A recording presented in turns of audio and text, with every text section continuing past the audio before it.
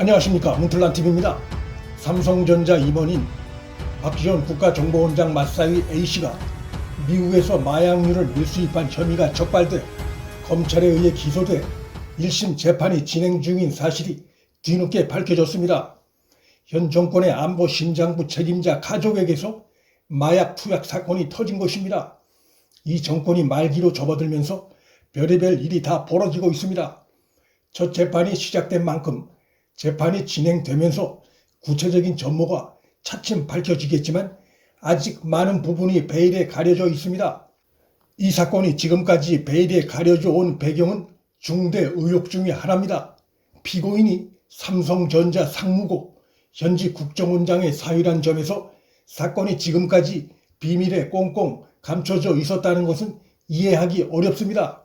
지금까지 드러난 사실은 A씨는 검찰에 기소된 것이 지난해 11월이고 박지원이 국정원장에 임명된 것이 지난해 7월입니다. 물론 수사는 그보다 훨씬 오래전에 시작됐을 것입니다. 그렇다면 박지원은 자신이 국정원장에 임명되기 전에 사위의 혐의에 대해서 알고 있었을 가능성이 매우 높습니다.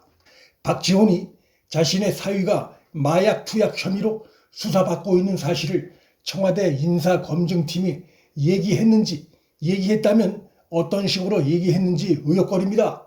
사위가 마약 투약 혐의를 받는 것 자체가 박지원의 절대적 결격사유라고 하긴 어렵겠지만 중요한 참고 사유는 될 수 있고 다른 자리도 아니고 마약류까지 포함한 다양한 국가 안보를 다루는 핵심 부서장의 자리란 점에서 도덕적 결격 사유가 될 수 있습니다. 만일 박지원이 인사검증 단계에서 자신의 사위가 조사받는 사실을 고의로 숨겼다면 문제가 심각해질 수 있습니다. 나아가 A씨가 조사받는 것을 알고서도 문재인이 박지원 임명을 강행한 것이라면 엄격한 도덕성이 요구되는 고위직인 국정원장 사위의 마약 투약 혐의를 뻔히 알면서도 이를 국민에게 알리지 않고 임명한 것으로 국민을 속인 행위에 다름 아닙니다. 박지원은 과거 김무성 전 새누리당 대표 사위의 마약 투여 의혹이 일자 숨길 때 문제가 된다, 비호하다간 더 큰 의혹이 난다며 공세에 열을 올린 바 있습니다. 박지원의 사위 A씨 사건이 그간 전혀 알려지지 않고 있다가 재판이 진행되면서 세상에 공개됐는데, 그렇다면 박지원이 과거 자신이 했던 발언과 상치되는 이중적인 행동을 한 것 아닌가라는 의혹이 제기될 수 있습니다. 박지원 사위 A씨가 조사받은 곳이 서울중앙지검이었던 점도 새로운 의혹이 제기될 수 있는 부분입니다. 당시 지검장은 현 정권의 대표적인 친정권 해바라기 검사인 이성윤입니다. 현재 전해지는 바로는 박지원 사위가 검찰 조사 당시 장인이 박지원이란 사실을 숨겨 검찰도 국정원장 박지원의 존재를 알 수 없었다고 하는데 이는 믿기 어렵습니다. 상대가 삼성전자 상무고 그의 가족관계는 기본적으로 조사됐을 것입니다.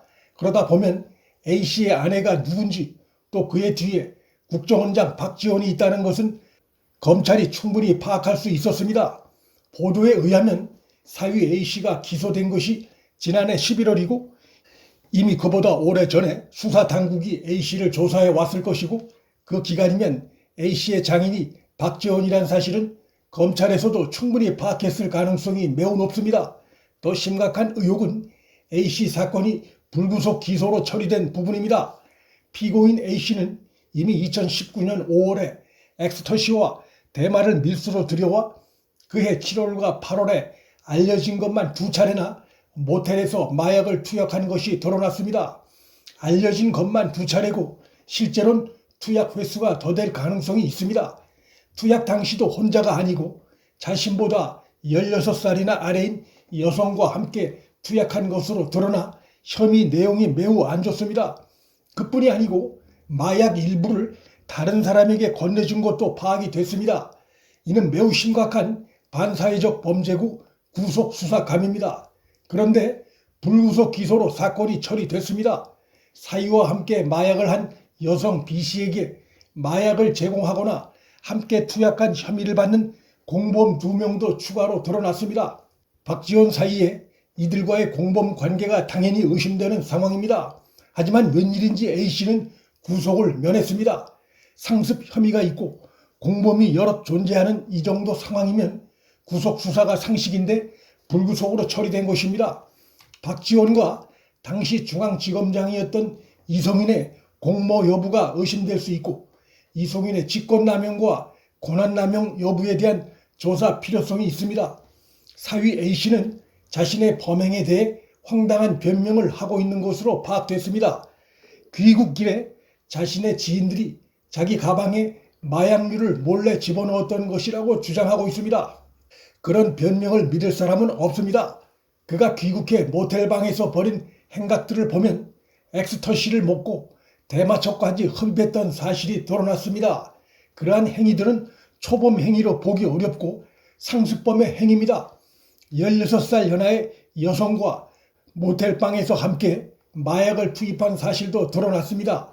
이 문제가 뒤늦게 보도가 돼 온 국민이 알게 된 만큼 박지원은 스스로 자리에서 물러나야 하고 마약 사범은 국가적으로 중범죄로 다스려야 할 범죄 영역에 속하는 것으로 국정원의 업무 영역에 속하기도 합니다. 그런 범죄를 저지른 자를 사위로 두고 있는 자가 국정원장이라는 것은 국가기관의 신뢰도를 훼손시키는 것이고 국가적 망실입니다. 그럼에도 문재인이 박지원을 조치하지 않는다면 5점이 많은 자가 정권에 충성을 잘한다는 문재인의 일그러진 인사관 외에 다른 이유를 찾기 어렵습니다. 사위 A씨가 삼성전자에 계속 근무하면서 재판을 받고 있는 점도 석연치 않은 점입니다. 삼성전자 측에선 그가 재판받는 줄을 몰랐다고 하고 있는데 국정원장 박지원을 의식한 것일 가능성도 의심해 볼 수 있고 삼성전자 상무의 마약 투약이면 사건 내용이 언론에 보도될 수 있다는 점에서 그것이 지금까지 베일에 감춰져 왔다는 것은 박지원과 이성윤의 중앙지검이 사건 내용이 외부로 새나가지 않도록 철저히 단속을 했고 그런 과정 속에서 A씨를 불구속으로 비밀리에 처리한 의혹이 짙습니다.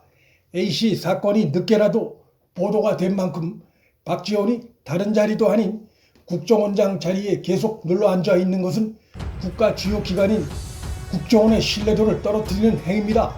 스스로 물러나는 것이 원칙이고 그렇지 않을 경우 문정권의 도덕성이 파괴된 콩가루 정권 양성을 또다시 보여주는 사례가 될 뿐입니다. 문틀란TV 여기서 마칩니다. 구독과 좋아요 알림 설정은 방송 제작에 큰 힘이 됩니다. 시청해 주셔서 감사합니다.